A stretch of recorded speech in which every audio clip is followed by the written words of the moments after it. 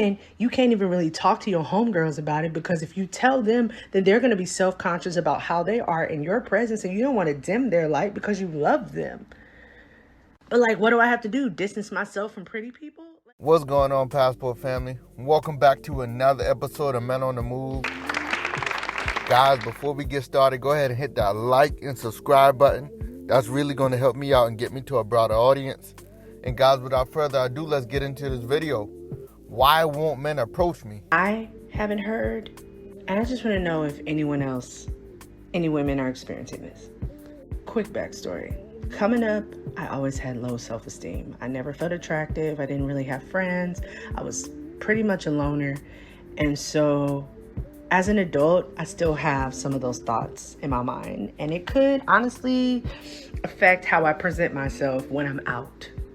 But with that said, I have a lot of gorgeous friends, okay? Everybody's pretty. Everybody's pretty. Can we talk about how we are not the woman that's like ever approached in the friend group? More specifically, how you internalize it, how you deal with it. You know, because it's hard for me to believe that I'm the pretty girl when I'm out and men don't approach me. I tell you guys all the time that like I get the most attention from guys on the internet, not out in public. I for the most part, I'm never approached, just to keep it a buck. Or I'm approached by super older guys, like 50 and up. Nobody in my age range.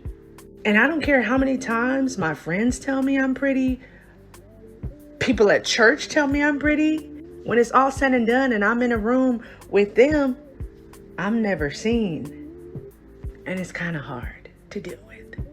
And then you can't even really talk to your homegirls about it, because if you tell them, then they're going to be self-conscious about how they are in your presence, and you don't want to dim their light because you love them.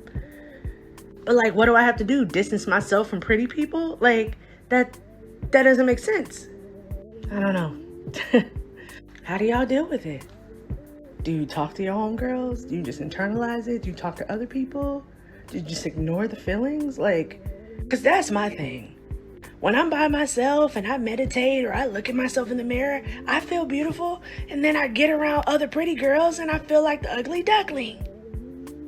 And nobody can convince me that I'm attractive. That's why it's hard for me to receive compliments. That's why it's hard for me to trust that what people are saying they mean, because my life experience tells me otherwise. So how do you deal with it? So Passport family, here we have a woman that just doesn't know how to deal with not being select. And she's upset because her pretty friends are getting different caliber of men to approach them, but she's not getting the same caliber of men. She gets the older guys, she says, that come to approach her, or she gets guys that's in her DM that message her, but she never gets the caliber of guys that her pretty friends get when they go out. So in other words, she just feels like, you know, she's not pretty, and she just, the real thing is, Passport fam, she's not being validated. That's all this is about. This is about attention. Because if she wanted to date someone, she could date someone that's in her inbox. I mean, I have no idea how many guys, but I guarantee you it's probably more than 20, more than 30, more than 50. She could sift through one of those guys and see which guy she would want to date, but she don't want to do that.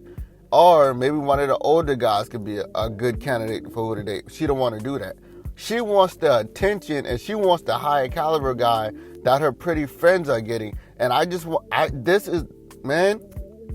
this is a perfect example of why women need to understand where you rank in a sexual marketplace.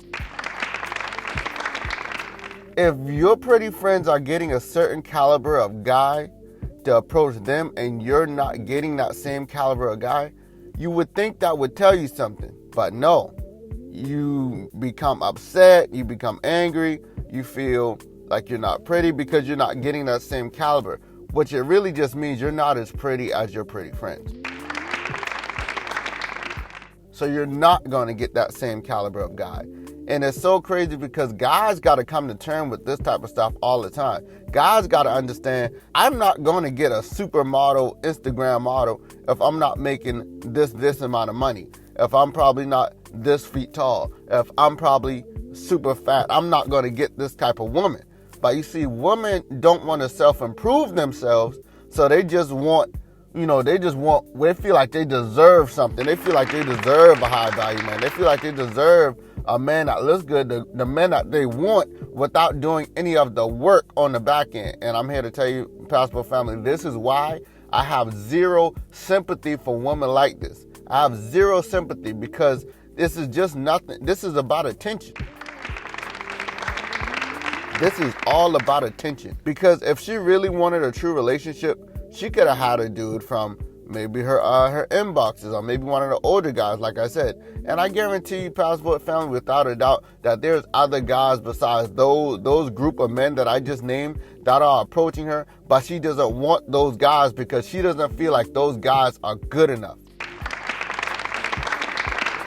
So in the words of Kevin Samuels, buy a dog and die alone. I have zero sympathy for women like this. Zero. Because there are lots of valuable, good men that you could date, but you don't want to date them because, like I said, they're not an athlete, they're not 6 feet tall, they don't make six figures. These type of things is why a lot of guys are being overlooked. So buy a dog, die alone. And Passport family, if you truly want a true feminine woman, a true beautiful woman, learn a new language, get your passport, and go experience a new culture. I'm out. That you love and you feel passionate about, chase that by any means necessary. I was told I was lame to be a barber, I would be stuck in my hometown, but God gave me the vision to see that I could be where I am.